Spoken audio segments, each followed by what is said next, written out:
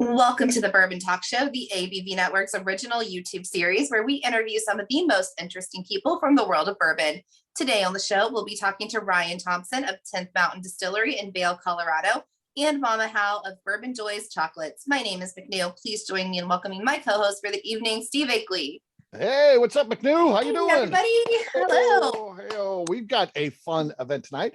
We got my buddy Ryan Thompson will be joining us from 10th Mountain out in Colorado. That's pretty cool. And then Mama Howe making some of the greatest chocolate treats you can get, incorporating bourbon into that stuff. So should be a fun event. But of course, before we get to that, we'd like to talk a little bit about what's going on in the world of bourbons. We always bring three stories. So this first one, McNew, Bourbon 30.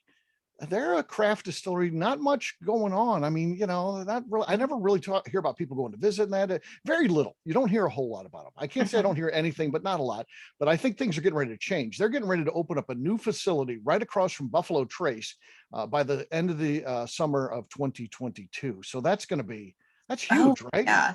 That's amazing. And yeah, the most I hear about them is people doing like their own labels and their own picks and stuff. It seems like you just pick your own kind of place. But that's going to be really cool to be across from Buffalo Trace because hey, I got done with my BT tour. What else? There's not a lot else near Buffalo Trace. So that's going to be cool. Just jump over there. I think that's going to be great for bourbon fans. Yeah. If they can get, 1/50th of the people that go to the tours at Buffalo Trace, they've got a nice amount of people. I mean, there's a lot of people that go through that place. So yeah. That's where the people that didn't plan ahead and didn't get a tour spot, just hop on over there. That sounds cool. Yeah. So, and then you get to see, two different scopes of production too. I always like that. Yes. You get to see a huge company like Buffalo Trace, and then you'll get to see a smaller company like Bourbon 30. So interesting. Good for them. And look forward to stopping by and seeing what they've got going on when they get their new place open. Yeah. Our second story, Bourbon Charity, which launched in 2018. I think Instagram is where they dominate. I guess they're probably on all social media platforms, but yeah, they certainly dominate on Instagram. They've raised $1.5 million for 30 charities since launching just back in 2018. I think they're getting I think it almost started literally kind of as a hobby for the founder. And, he literally started by selling his personal collection. So he had assembled like the full vertical of Pappy and a full vertical of BTAC. And I think that was his first fundraiser. And of course it made a lot of money. And then he was like, I'm going to get into this. And of course it caught the attention of distilleries who started donating stuff, and it's taken off. And now they've hired an experienced executive director. So I think they're getting ready to take this thing to the next level. Yes. And he's done so much good with everything he's doing. Like he's obviously created a community. He's helping people with the charity. I love how fast that's grown. Imagine 1.5 million in 3 years. It's amazing. Yeah, really cool stuff. So I'm more power to them, and look for more good things. And probably that 1.5 million number is going to really gear up incrementally. So that's cool. The Kentucky Distillers Association unveiled a new bourbon logo, and the trademark phrase, "The proof is here." So did you see about that one, McNew? I did see that. Yes. So for the audience, there it is there. That's go on bottles and stuff like that. I think it's a pretty sharp logo, and it just kind of shows that they set the standard. And I mean, Kentucky's still where it's at. I mean, we've got somebody here from Colorado, but Kentucky is still ground zero for bourbon. And they want to do something like they've got with California Raisins, Georgia Peaches, that type of stuff. So. Yeah. And I mean, I think people already think, bourbon. I'm thinking Kentucky. A lot of people think that. But with this logo, I noticed that it was blue, which UK fans are probably so excited about. But I want to know if some Louisville fans are pissed because they picked blue. They could have picked any color. Yeah. I think they said they took inspiration from the Commonwealth of Kentucky's flag, which I don't even. That checks out. I think that's where they got the color from, actually. So no, I love it. I love UK too, but I'm just worried about some Louisville people. Oh yeah, that's a big thing. And Mr. Bill here is in our studio audience today. He is he is in the Louisville Metro. He doesn't live in Louisville, but he's in Louisville Metro. He always wears red. Does this tie into the university there? Are you a fan of Louisville or Kentucky, or neither? I'm less of a fan of UK. Okay. But lately I've not been a big fan of U of L either. Okay. That's just stupid shit that they're doing. That's depressing. U of K is obviously doing great at football this year, so that's an interesting one to watch. We'll see how they do. They got a big game this weekend, Georgia. So if they can win this one, that's a whole new thing for them. So right, they're and of course this isn't one of our bourbon stories, but one of the investors, one of the owners of William Tarr Distillery is the coach of the University of Kentucky football team. I mean, that's got to be a boom for. How did I not know that? I didn't know that. Huh. Yeah. Cool. So that's got to be a huge for them. I think the way they're going right now, I'm sure bourbon fans from Kentucky are drinking up that William Tarr as they celebrate. So yes, take advantage of it, right? So there you go. Well, there's what's going on in the world of bourbon. And now it's time for our first guest. Believe it or not, our first guest was one of the first bourbon people that I knew from the world of bourbon. He appeared in my 2015 book, Small Brand America, the Bourbon Edition, and we have been friends ever since. And I can't say that I've maintained friendships with everyone in the book, which is pretty cool. Ryan always made a point to continue to reach out to me. So we've maintained that friendship through the years. So ladies and gentlemen, please join me in welcoming Mr. Ryan Thompson. Hey, Ryan, how you doing, buddy? What's up, guys? Hey, Steve. Hey, McNew. Hello. So fun to talk to you today, bring you a part of the Bourbon Talk Show. I think we've been each other's number one fans. I've been able to watch what you've done with your distillery, and I know you've watched what I've done with the media thing, and it's been a cool thing, hasn't it? No, it's been really cool, man. I'm really proud of you. You've got a lot of things going on, man. It's awesome to see, and I love our friendship and love seeing where it's going. So man, it's a lot of fun. Absolutely. So we always like to start out with kind of a fun thing that has nothing to do with the interview or anything like that. But so the first question for you is, you grew up in Texas, but you've spent most of your adult life in Colorado. So you've chosen to be in Colorado. So, but I still have to ask, which is best? Because sometimes even when you make a big change like that, you still yearn for home. So what is better, Texas or Colorado? Is this a trick question? I always answer that question. I say I'm proud to be a Texan. I just prefer to live in Colorado. And that pretty much sums it up pretty well, I think. Texas is a great place to grow up. Spent 18 years of my childhood there in Houston, and then ended up going to school in Dallas, and then graduated in 1998. And then packed the truck up and came up to the Vail, Colorado. I didn't know a person here. I just wanted to come ski and bartend at night and be a ski bum during the day. And so mission accomplished. Yeah, that's a pretty cool story, actually. That's, like I said, the one that made the book, and that's what really got you in that first bourbon project I ever did was that one. So that was pretty cool. I was working on that in 2014, I believe. So cool stuff.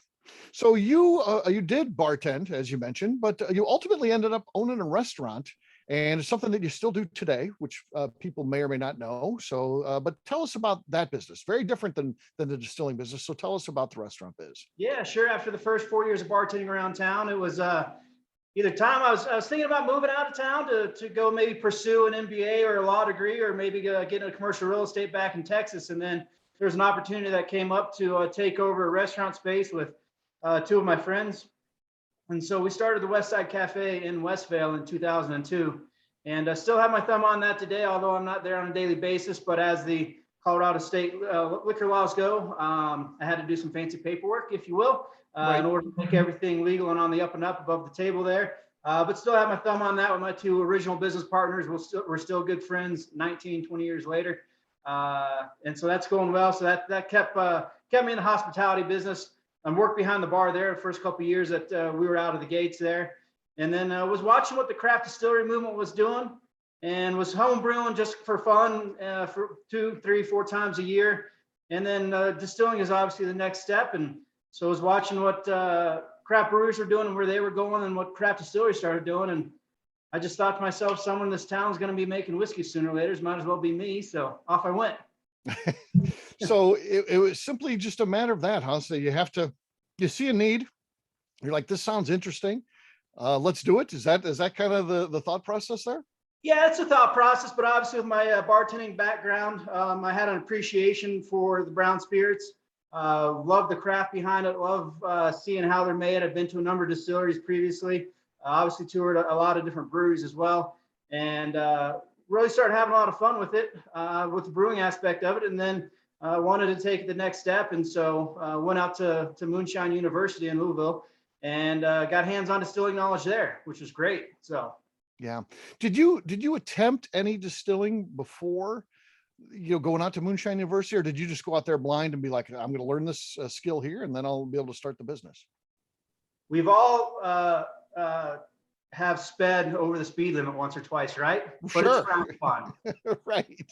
And so maybe or maybe not did I do a little distillation before I got out to Moonshine and was completely above the table with 10th Mountain Whiskey and Spirit Company. So gotcha. Yeah. So as you decide to get into this, you end up taking the name 10th Mountain. And tell us a little bit about 10th Mountain and why you decided to make that the name of your company. Yeah, sure, absolutely. Well, 10th Mountain is the one of the most active military divisions today, and they've been in all the major confrontations over the last 20 years. But they originated in our area in the 1940s, and they were a mountain warfare specific Army division. They went off and won some very significant battles in World War II, mainly in northern Italy. And when they returned, they wanted to share the outdoor lifestyle and skiing, the sport of skiing, with everyone they knew back here on home soil. And so they, in essence, started the modern day ski industry as we know today. Over 62 different ski resorts across the country are started by 10th Mountain vets. Vail Mountain being one of those, Aspen Mountain being another, just two notable ones here in Colorado. The National Outdoor Leadership School, the Knowles Experience, was started by a 10th Mountain vet. Nike was actually started by a 10th Mountain vet. A lot of people know Phil Knight, but he had a business partner named Bill Bowerman, who served in the 10th. And so they were very active in the outdoor lifestyle. They were big entrepreneurs. And so when we were starting our distillery, we realized very quickly that without what those guys did in the 1940s and on, then we wouldn't be here today having the opportunity to distill, having the freedom to distill and make whiskeys and pursue our passion. So that's why we wanted to name it in honor of the 10th Mountain Army Division. Yeah. So it goes to the bigger picture of just allowing us to, have the freedom to do the things we want. But then you even got the story that take it even further, that they really invented the industry that is Colorado, all the ski resorts and all that kind of stuff. I mean, that's really a gift that they've given, all of us here, right? I mean, yeah, it absolutely is. And not just skiing, but a lot of outdoor sports, but certainly in our backyard, we have a tasting room right in the heart of Vail Village, which is at the base of Vail Ski Mountain. Right across the creek from us is a statue dedicated in honor of the 10th Mountain. There's a big 10th influence in our area overall. Camp Hale, which is where they originated, is just about 12 miles south of us. And there's a 10th Mountain Memorial Highway on the way there. So there's a big 10th influence in our area anyways. And so there's a great appreciation, and we get to share that appreciation with all the visitors that come into town and maybe not know about the history of the 10th. Maybe they've heard about them, but don't know the importance that they played in the overall world history. And so over a glass of whiskey, we get the opportunity to share that story and help educate the general public that might not know so well about that division. Yeah. And what I love about you and what you do, and of course your brand there, is you have it in name, but you don't just use the military as a prop to get people in the door. You do a lot of great work for veterans charities. So tell us about some of the work that you do that helps raise money for people in need. Yeah, absolutely, Steve. Thanks for asking. The philanthropic side of the distillery is very important to us. Using or having the namesake 10th Mountain Whiskey and Spirit Company named in honor of the 10th guys, we felt since day one that it was going to be an opportunity to work with different military nonprofits, not just 10th Mountain military, but military across the board. And so one of the great organizations that we like to support is the Vail Veterans Program. So they're here in our hometown, but they take vets from around the country and reintroduce them to the outdoor lifestyle, given whatever kind of physical challenges they have going on that they've suffered from the war. And so we love supporting those guys in a handful of different ways throughout the year. This past weekend, I've got to share with you, was a really special weekend for myself and our whole company. I was out at Fort Benning, Georgia, in Columbus, and we did the unveiling of the 4th Infantry Monument that we raised over $11,250 for in order to get this thing built and in place there at the Infantry Museum at the entrance of Fort Benning. And so we got there and did the unveiling, and lo and behold, they had engraved 10th Mountain Whiskey and Spirit Company on the base of it as a significant donor. And then they followed it up with some very significant recognition for myself. And when I say myself, I think it's on behalf of our whole company, but I became the first civilian to be an honorary member of the 4th Infantry on Saturday. And as awarded by the Brigadier General. Wow, that's applause-worthy. Yeah, thank you. And then I also got an award for the St. Maurice Award, which is another very significant recognition that I didn't even expect it. I said when I received them that even a thank you and a handshake would have been too much. Those guys and gals have already done enough. And we're just, as a company, very honored to support and help raise some money for the monument that's going to be there long after I'm gone and we're all gone. So it means a lot to us. I guess those are just a couple of ways that we like to support the military. So how do you keep it together for something like that? I think I might lose it in front of the group. I'd be up there just bawling if I get an honor like that. That was the first question I got when I got back here in front of my team here in Colorado. And I did pretty good. It was on Saturday. Then I went back on Sunday with a couple bottles and took a couple more pictures, and it was just myself and my girlfriend, and it was just the two of us, and yeah, I might have shed a few tears then. So yeah, it happens. It means a lot to us. Yeah, I guess. Yeah. This next question is something that if I've known this, I've forgotten it. Maybe we talked about it for the book. I don't remember. But when I was doing some research, when you got a guest on, you have to do research. You get out on the internet and do that. And I didn't realize you used a Kickstarter campaign to get your distillery going. Tell me about that and how did that work? And you got to be the only guy who that's ever worked for distillery. I swear that could be the only. We did it in 2000. Let's see, it was 2014 when we did it. Maybe it's 2013, somewhere in there. Yeah, we did a Kickstarter campaign, and you can't sell spirits then. So it was just selling merchandise, glassware, hats, t-shirts, etc. And it was successful in the fact that we raised a chunk of money, certainly. In the whole overall scheme of things, to raise money for a distillery, it wasn't an enormous amount. It didn't cover 100% of our funds, our capital to get the thing off the ground.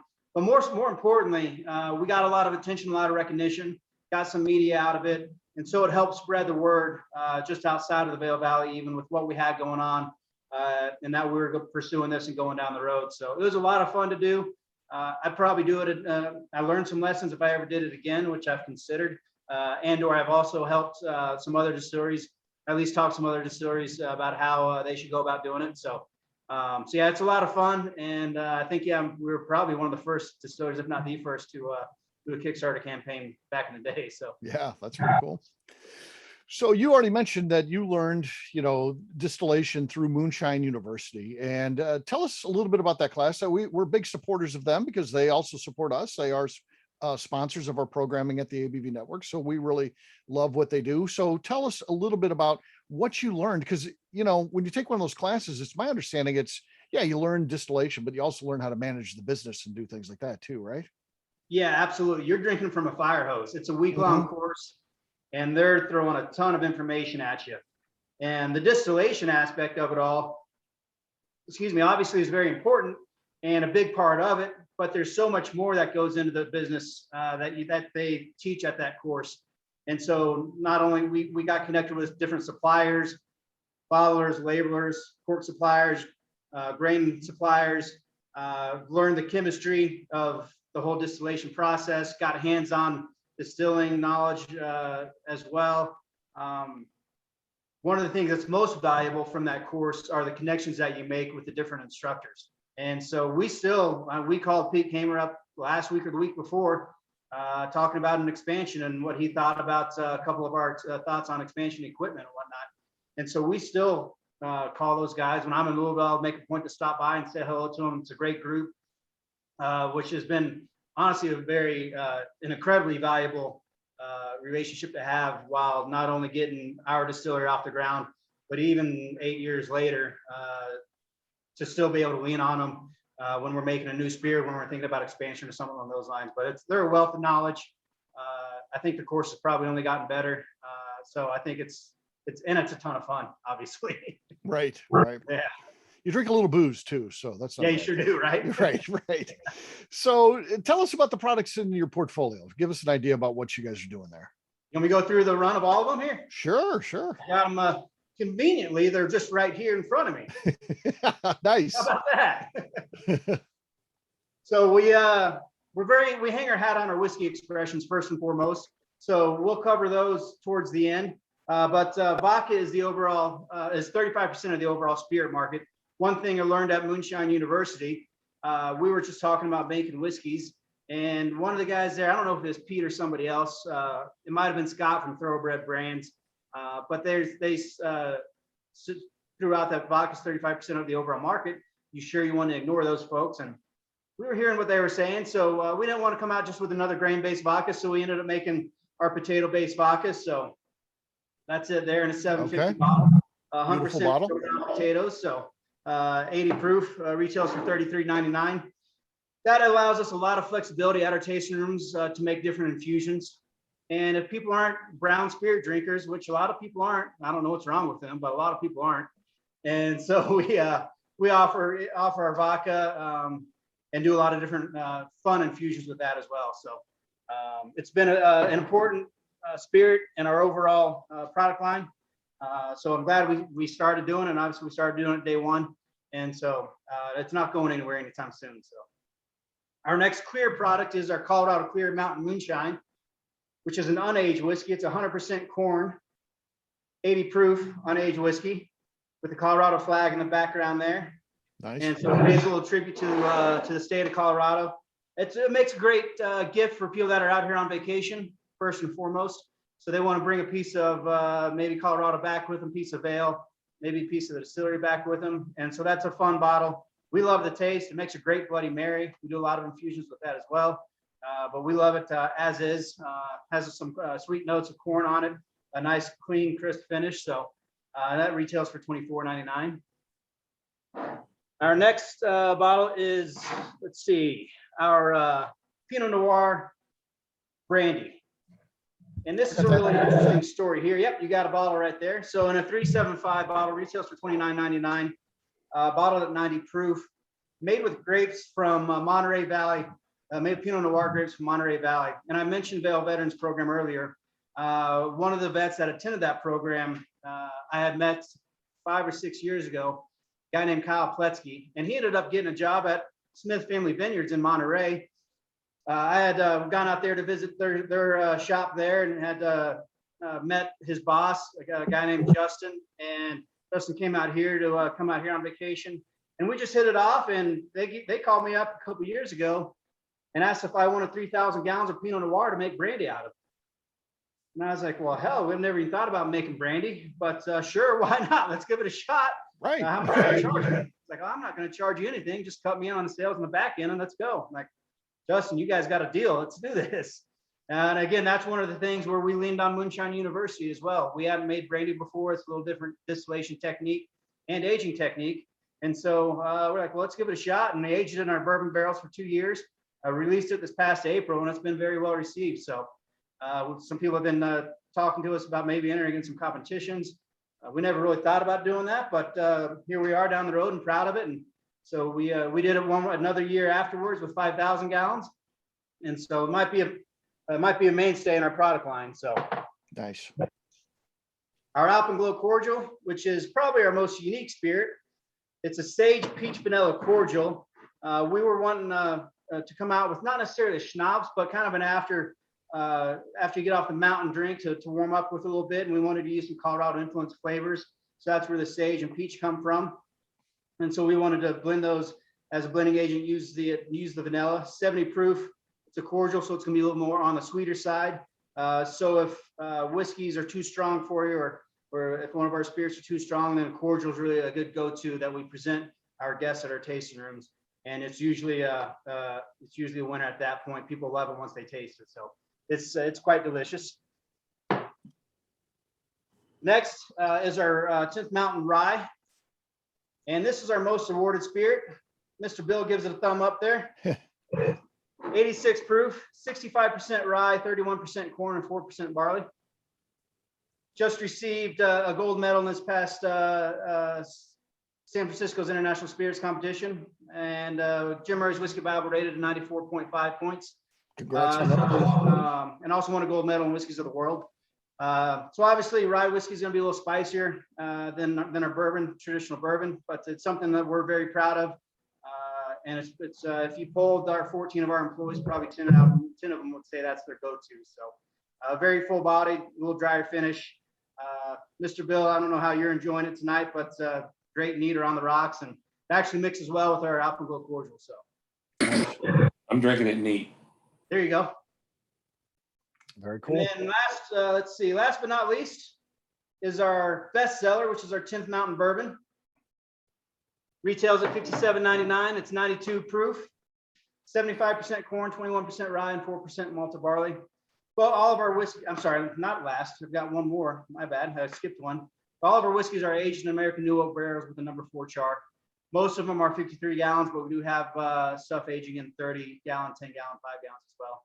We've got a couple experiments that aren't released yet that we're aging in the smaller barrels just to see how well they mature. So, but our bourbon as overall category, like everybody knows here, is the biggest category of whiskeys, and so that's one of the reasons that our bourbon probably is our best seller. But it's very well received and is we think is damn good. So the last whiskey that we have that we just came out with about 3 weeks ago is our 10th Mountain American Single Malt. Single malt. Yes, sir. So excited for this. We bottled it at 90 proof, retailing for $79.99, aged in our American New Oak barrels again. We saw a couple years ago that the single malt category overall was getting a lot more attention. A lot more people were talking about it, and it's something that we all enjoy around here. So we started laying down barrels about 2.5, 3 years ago, not very many. So you can only get this at our tasting rooms, at the distillery, and in that Vale Village tasting room. So we're not distributing it yet outside of that, just because we don't have a lot of barrels. So, but yeah, we just launched that and are incredibly excited to have that on the shelves here. So nice. That's our line right now. Yeah, good stuff for sure. Thank you. We first chatted in 2014 when I was working on that book, Small Brand America. What do you remember about that project? I remember being flattered that you asked us to be in it. Nice. Yeah, it's you started about the same time as we did, and that was one of our first publications we ever featured in. So it was very humbling to be asked to be part of that book. And like you alluded to early on in the conversation, our relationship has just continued to grow from that, and I love just watching what you're doing. And it all started on that book. And I don't know if you realize it, but yeah, that's one of the very first publications we got asked to be in. So that's cool. Very honored, very, very humbled, to be honest. Yeah. Well, that's awesome. I'm glad to hear that.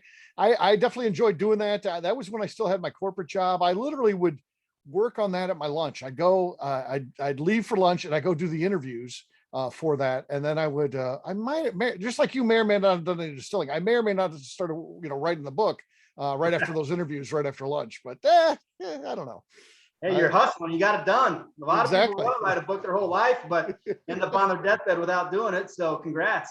Well, thank you. Yeah. So it was something to do, and yeah, it ends up leads me down the path to where I'm at today, which is pretty cool. Because like I said, that was my first bourbon project ever. So you're doing it right when you make a lot of people jealous with your job.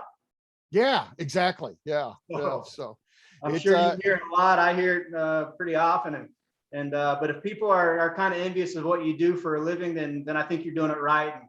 And I'd imagine a lot of people are envious of what you're doing, Steve. So keep up the good work. Well, thank you. Yeah, and it's one of those things too. If you are doing it right, it doesn't ever feel like you're working. It just feels good. So we're there now. Of course, we'll be talking to Mama Howe in a little bit, working with chocolates. I'm sure she has a good time too. So yeah. So you've been doing this for 7 years now with the distillery. Tell us a little bit about, doing this for 7 years. Is that, as you look back on that, is it pretty powerful? And where do you go from here? Time flies, right? Right. And that's very true with this. There's never a dull moment. I can't remember the last time I was bored, especially in the last 7-8 years. This business is a lot of fun. It's extremely challenging. I think one of the coolest aspects of it is the people you meet because of it.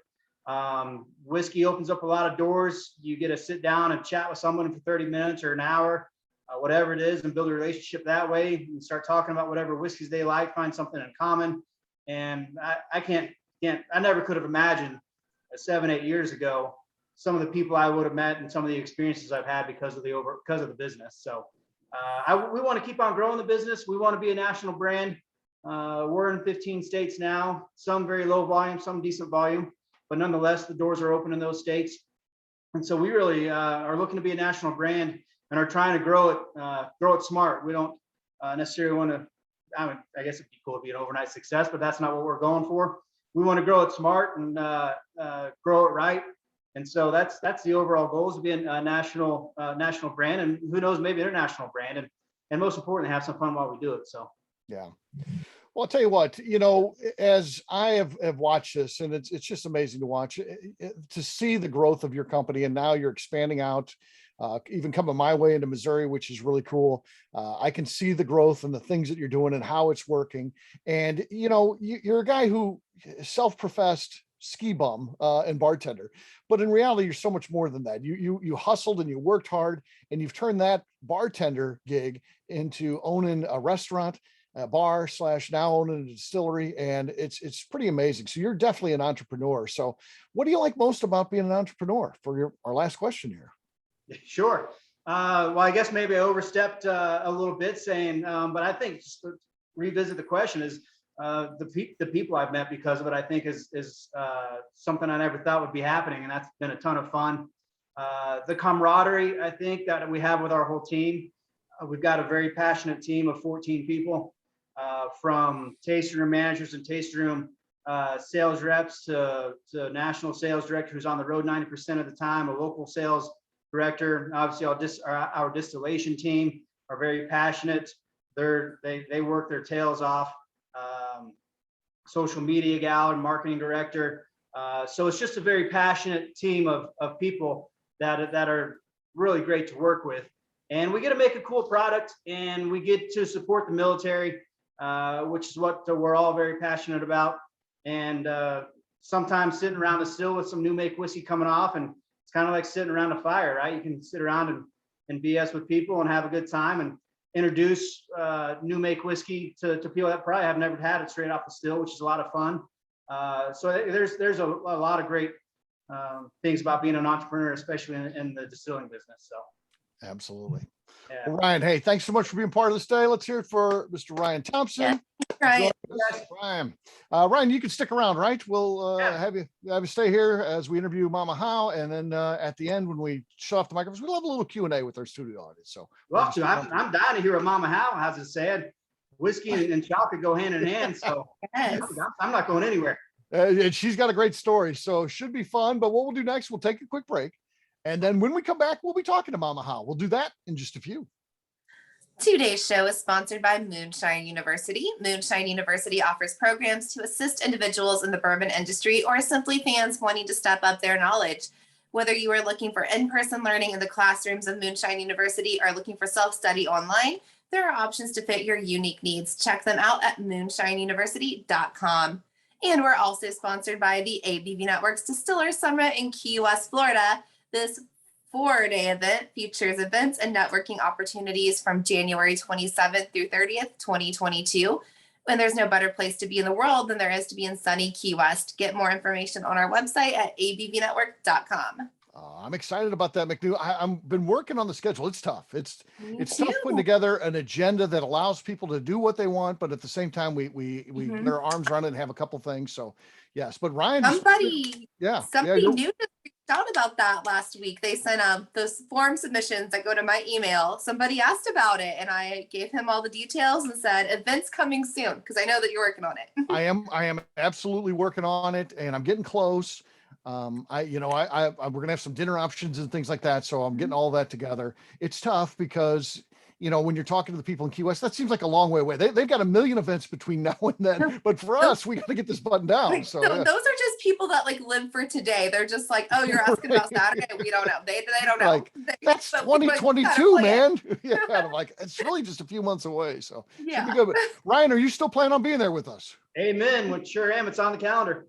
All right, buddy. Now, that's very cool. Very cool. All right. Well, our next guest has managed to make the best of a bad situation in a global pandemic by launching herself into entrepreneurship.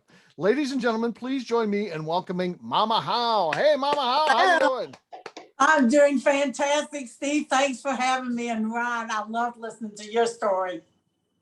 Yeah, he is a cool guy for sure. So yes, he's got a great story, and you, of course, have an interesting story to tell. So, but before we get to all that, and it's going to be very focused on your work and the challenges with your job and launching yourself into, owning your own business. But what do you do outside of work? What are some of the things that you enjoy, like a hobby or just things that you like to do? Well, I enjoy cooking a lot. Okay, that makes sense. Gardening. So I planted a bunch of tomatoes and squash and pumpkins this year. So that was fun. And this summer I went down to Nashville to see my brother and sister because my oldest sister and my only brother lives down there. So it was fantastic to see them because I hadn't seen them since the pandemic started. Right. So how do you like the traffic there? The traffic, I really didn't run into a lot. They really don't live right lucky. In Nashville. They live that's good. Cassis and somewhere else nearby. But I really didn't run into a lot of traffic. It wasn't bad at all. That's good. That's good. But so you enjoy, doing family things, traveling around a little bit. Anything else you like to do? Well, this weekend we're going to go to the farm. My middle daughter and her husband, they own a farm. And so we're going there this weekend and we can't wait to do that. So we'll do some four-wheeling and we'll do some fishing and then I'll fry up the fish. And so that'll be fun. We'll have all that sounds fun. So yeah, right. That's cool. Yeah. So you had a career, and I mean, I'm talking a real career, 46 years you spent in dentistry. So tell us a little bit about what your job was in that field. My job in that field was fantastic. I love dentistry every single day. Really? And I did temporary crowns and I took x-rays and all kinds of stuff. And I mean, Steve, I liked my job for 46 years, every single day. I mean, I loved it. I mean, I thought that I'd be in it till literally the day I died. I mean, there wasn't anything about it that I didn't enjoy. I loved the patients. I loved the artistry of dentistry. I just really enjoyed it. And I mean, I was at the same office the last 35 years. And so you just get to know all the patients so well and you develop relationships with them. And then you see their children having children. And it was just a wonderful experience. I loved it. But I'm sure enjoying making candy now. I guess. Here's interesting trivia. McNew here used to work in dentistry for a while. That's her career. 3 years. Stephanie. Yeah. I was a dental assistant. I was expanded function, so I got to put the fillings back in. But I really loved extractions. Like if there was an extraction in, I was like, put me in that room. I loved it. Yes. And now doing the implants and everything, that was fun too. I really enjoyed that. I mean, my office was tiny. We didn't get to do those. We did a lot of fillings, cleanings, extractions was basically what we did. Well, that's mostly what I did until just recently, the last 2 or 3 years, we got, into because the son started in and so he to doing the implants and everything. So that was a big learning experience, but I really enjoyed it too. Yeah, it was a great time in my life. Like I kind of miss it some days, but I was like, I quit because I didn't like wearing scrubs. Loved everything else. That's actually surprising. We didn't know someday we'd be wearing masks for so long. Oh my goodness.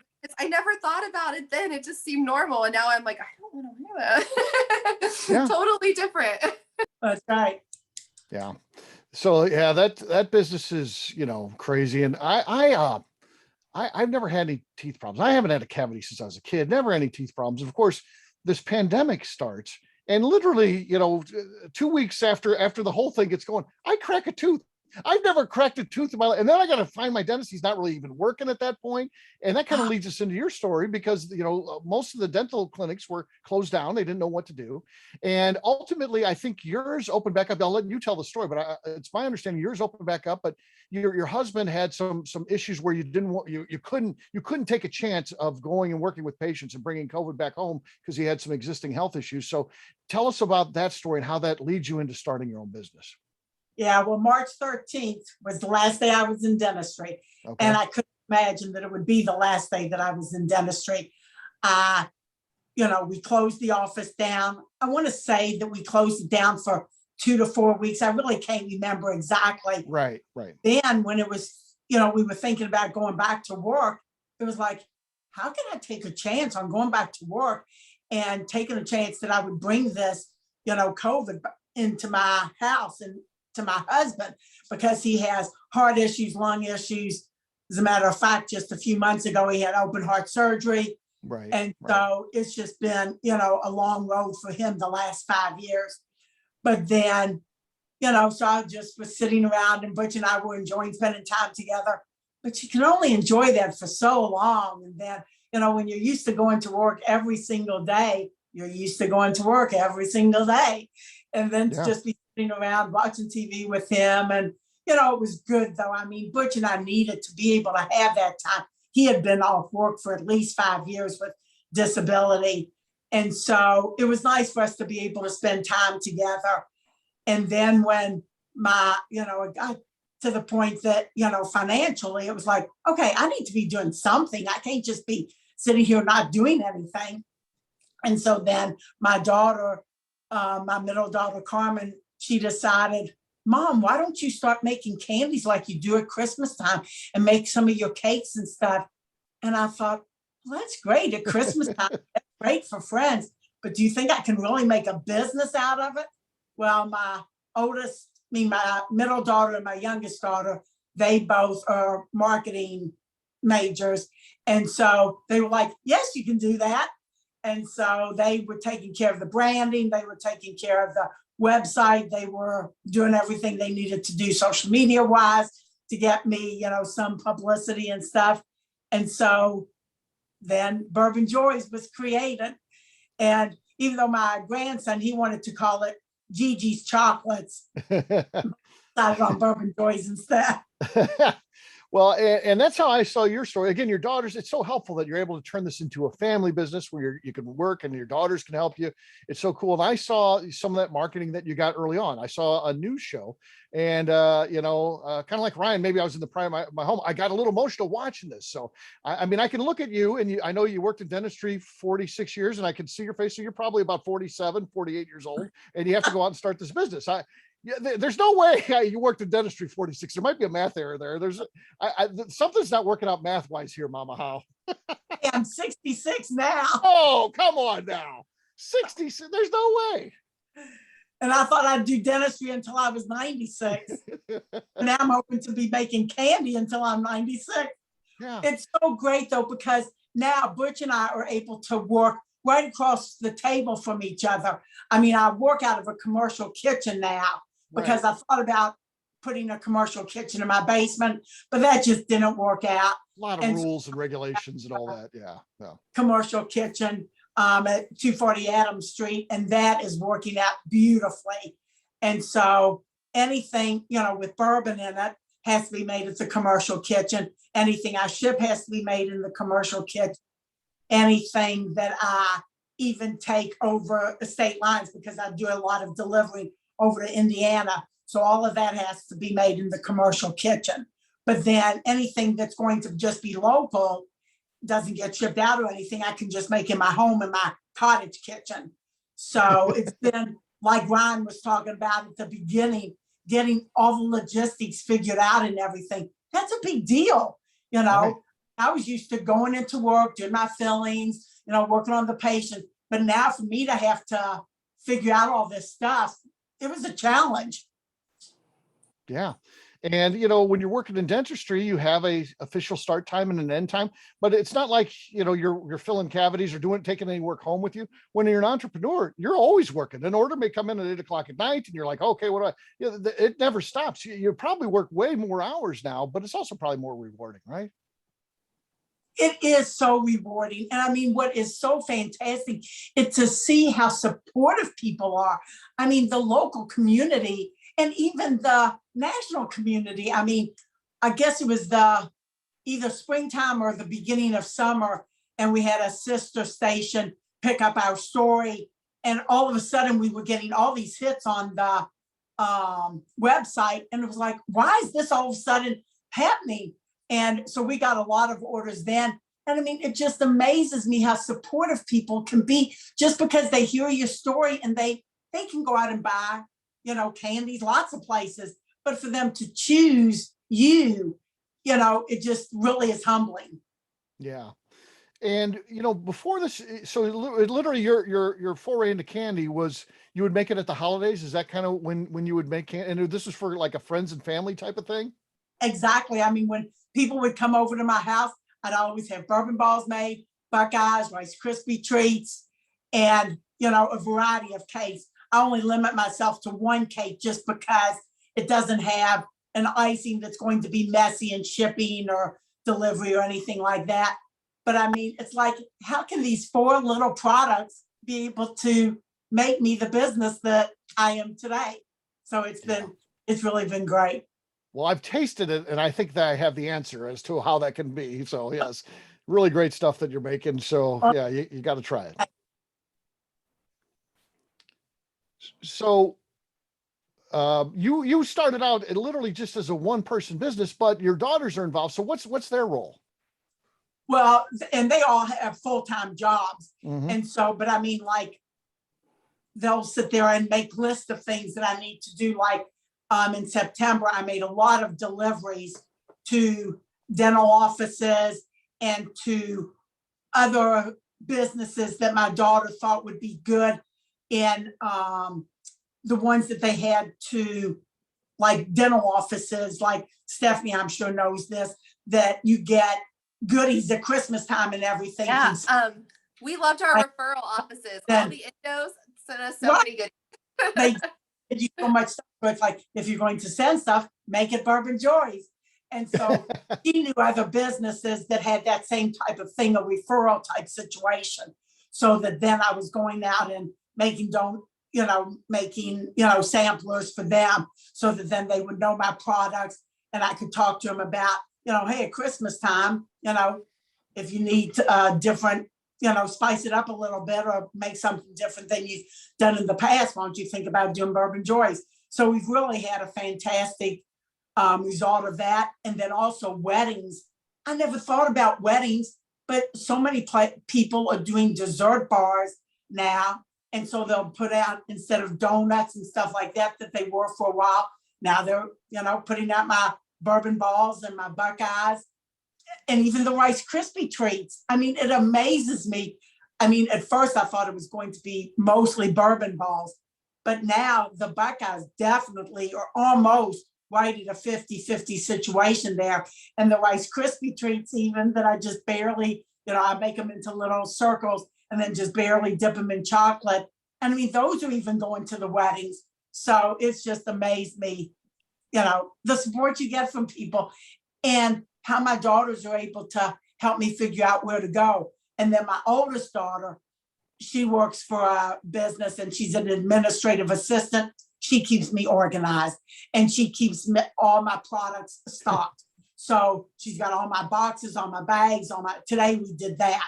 And what do you need for Christmas, so that we don't have to sit there and worry that it's out in a ship somewhere, just waiting to be delivered. I need it now. Yeah. Yeah. So if you think about business at the most simple form, it's very simple. You make a product and a customer buys it, but there's a lot of different ways to sell. And it sounds like you're doing a lot of different things. You're doing some wholesale, some retail. Are you doing some mail order and stuff like that? And selling to weddings, events and that. So there's a lot of different ways that you can actually sell your product, isn't there? There is. And that's what's amazed me with my, daughters that are in marketing, to figure that stuff out and then to say, market yourself in the weddings. And then we're at Daniel Boone National Park down at Red River Gorge. Oh, nice. Congrats. Yeah. Old Town Liquors on Bardstown Road. So, I mean, it's just nice. And that's the kind of stuff that I hope to get into more. This year, we told ourselves we were going to focus on two things. We were going to focus on the weddings, and we were going to focus on getting prepared for the holidays again, because the holidays last year, even though I just started November 9th of last year, oh my gosh, Christmas time was so fantastic. Oh, nice. That's great to hear.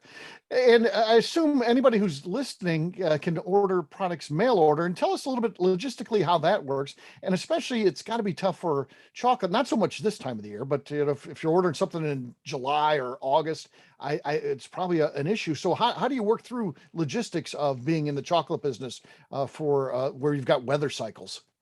Well, it has amazed me that it hasn't been as challenging as I thought it might be.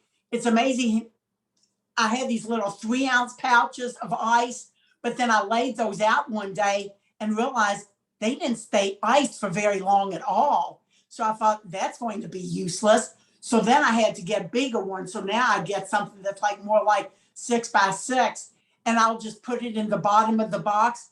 And it's just enough to keep it cool, because everything ships in like 2 to 4 days. And it just amazes me, because I would call people and make sure that they got the product and it was in good shape. And everybody, it all arrived in good shape. So, I mean, it's really made me happy, because I wasn't worried about that. And then all of a sudden it was like, it's 104 out in California, and I'm sending something out there, and you just, it's like you don't want the box to all of a sudden be a melted blob of chocolate.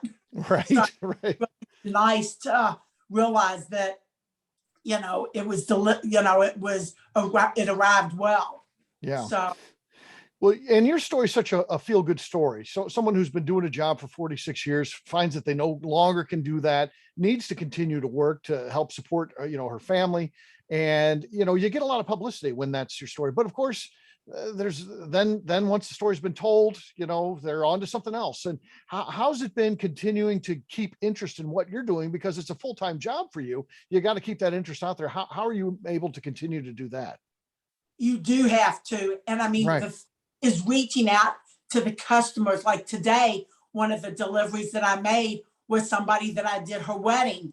And so she thinks, oh, I need to send a sympathy gift to someone. So she sends Bourbon Joys. And that just warms my soul. I mean, that's the kind of stuff that I love that people think of, is that, okay, they use me once, but then they think, okay, when I have a Christmas gift to give, or I have a Valentine's gift to give, or just a sympathy gift, or, you started a new job. That's what makes me feel so good, is that those people are reusing me. And I think that it's just, simple things that you can put on the website that, or Instagram and Facebook is not on the website, Instagram and Facebook, that they just put up a story. And then all of a sudden it's like, okay, all of a sudden my watch is vibrating and it's like, oh, somebody's on the website. So, I mean, it really, that type of thing is what's good. And it just snowballs. And that's what I tell people. When when you get a gift for somebody, then it introduces me to them. And that's what is just so great, because then they just sit there and use it. And it's just like a snowball going down a mountain. Yeah. Yeah, I bet you it feels pretty good when that watch goes off. I know this. My wife doesn't like. I've got a notification when someone makes a purchase on our store. We have a web store, and it sounds like a little cash register. An order's just come in, and I love that sound. And my wife would tell me, "Why do you turn that on when we're out and do something?" I'm like, I don't care what's going on. If that sound's coming in, I want to hear it every single time. Right. Right. Yeah. It never gets old. No. And somebody cares enough to send your product to somebody, or, in your situation, somebody cares enough about what you've got there that they want to, purchase it. It's a good feeling. It definitely is. And every time I want to hear, I'm actually mad if I miss one. Like if I'm out of the room and I'm like, oh, an order came in, I didn't hear that little noise. I want to hear that. So, I know one of the things you talked about is you wanted to make some inroads with distilleries because you can make chocolates with their bourbon. Have you had any luck getting into distillery gift shops and that kind of stuff? No, I haven't. Ryan's got his hand up. You might have one here. Good. Ryan, just give me a call. Or anybody that's out there, give me a call. Sure, but, sure. And just because this year we decided to, because, you know, just like the 7 years that Ryan has been doing this, it evolves. And so I'm open to, we were in Shelbyville today and we weren't very far from the Bullet Distillery. Oh, Bullet. Okay, yeah. Our grandson was so tired because we thought about going by there, but he was so tired that we were like, no, let's not do it today. But I'm hoping that 2022 is when I'm going to be reaching out to distilleries and hoping that I can get in, you know, some of their gift shops and stuff like that, because that would be fantastic. Because especially, you know, I mean, and I always tell people, hey, you know, right now I'm making it with Bullet because that's what, you know, my bourbon friends did a taste testing. I think I told you this last time, Steve. Yep.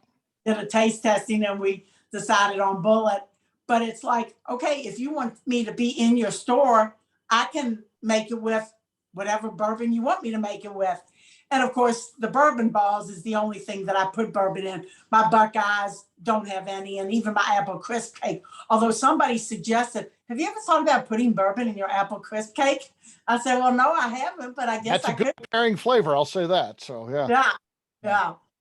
So, yeah, if Ryan's got two places actually, so he's got a tasting room and a distillery gift shop. So, yeah, he'd be a good guy to talk to. And matter of fact, we even got a guy going out there could bring back the bourbon, right? So you don't have to ship it. So it makes life easy. So yeah, the timing's worked. It couldn't have been better.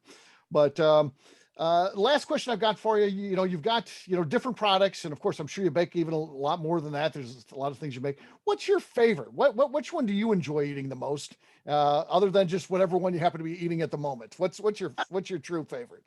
Well, it used to be the bourbon balls, right? But then the Rice Krispie treats, they are just such unfortunately, a quick, easy thing to pop in your mouth. Right. And the bad thing about it is when I make those, I don't know exactly how many, batch makes, but somewhere about 100. I might need 5 or I might need 25. And like today, I just put one of these packages. This is Rice Krispie treat. I just put it on an extra package of this in somebody's because it's like, if I don't give them away, I will eat them. Right. So, and then these are my bourbon balls and my Buckeyes. Okay. Oh yeah. They look fantastic. But I have a package of 3, 10, 16, and 32. And so my 16 piece is probably my biggest seller, whether it's a gift giving situation at Christmas time, or even if it's just people trying out my product. The 16 piece is probably my, most go-to. But then a lot of people like my apple crisp cake. I'm delivering to a pediatrician's office in November, and they've ordered 12 cakes. And then a place called Garden Gate in Louisville, which is kind of like it's a fruit market. They want to start getting my cake. So that'll be real nice if they do that, because I would love to do my cake more, because my cake serves, like 12 people or something. So it's like you get a lot of bang for your buck, because my cake is $25. So it's like, hey. You ship those too? Do you ship the cakes? Yes. And they ship so good, because if you go on my website, you'll be able to see this, but the icing that's on it is just like a drizzle. And so it gets hard. So it ships real easy. When I deliver it here locally, I just put it in a real pretty, brown box, similar to, this. Right. But when I ship it, I wrap it in saran wrap, and then I wrap it in Reynolds wrap. And so it stays, everybody says it arrives real fresh. And there's not the mess of any kind of icing or anything, because that's why I chose that cake, because it ships so easily, and I don't have to worry about the mess of buttercream icing or something like that. Yeah. Well, Mama Howe, thanks you so much for joining us today. We really appreciate it. Let's hear it for Mama Howe, folks. Thank Mama Howe. Yes. A couple more questions for you, Mama Howe. People want to follow the journey. They want to buy your chocolates. Where can they get them? And I think the second one that needs to go hand in hand with that, we are probably starting to think about now, holiday season, gift giving. When do we have to get our orders in to make sure we're getting them in time to get our holiday delivery? So if you don't mind, tell us where we can follow your journey and when we need to order for the holidays. Okay. Bourbonjoys.com is the website. And so you can do your ordering, paying, everything on there. You can see all of the choices of the products and everything. And then I love to be able to get the orders in November, just so I know what the products are. But even if it's the first or second week in December, but the sooner that you order it, and like the people that are ordering it to, do it as gifts or something like that, and they, like this pediatrician's office that I'm doing, they're doing it for Thanksgiving instead of Christmas as a thank you gift. So that's kind of nice too, when some of it's in Thanksgiving time, right, and then some of it's Christmas time.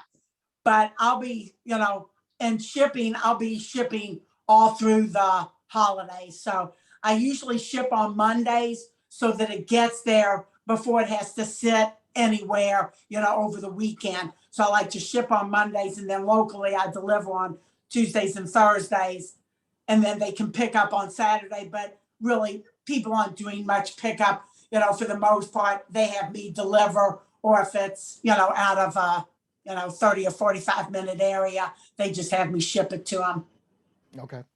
Mr. Bill lives in the greater Louisville area. You may be driving by his house to get regular deliveries now. So Bill, just give me a call. I'll bring it to you anytime. I love it.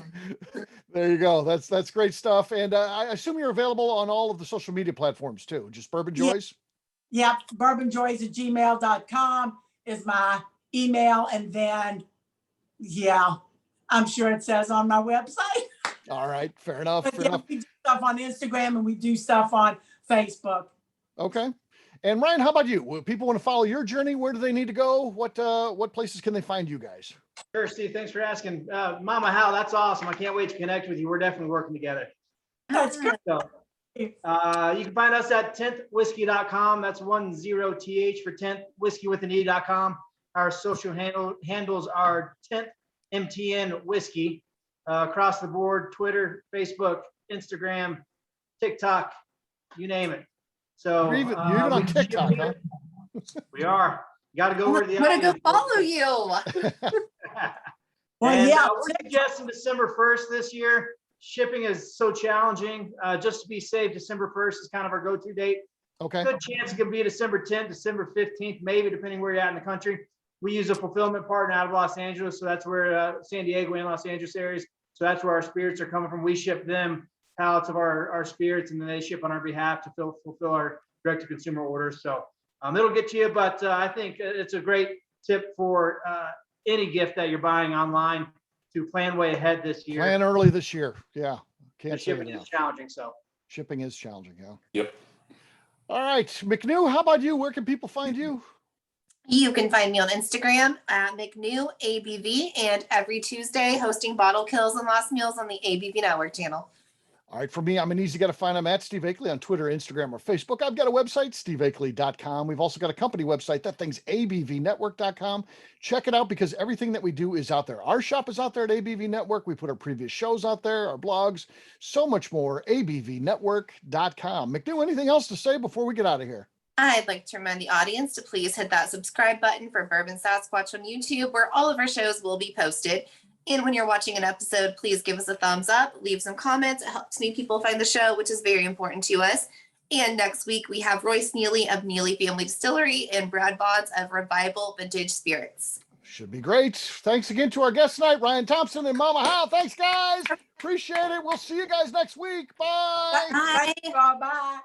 Bye. Peace.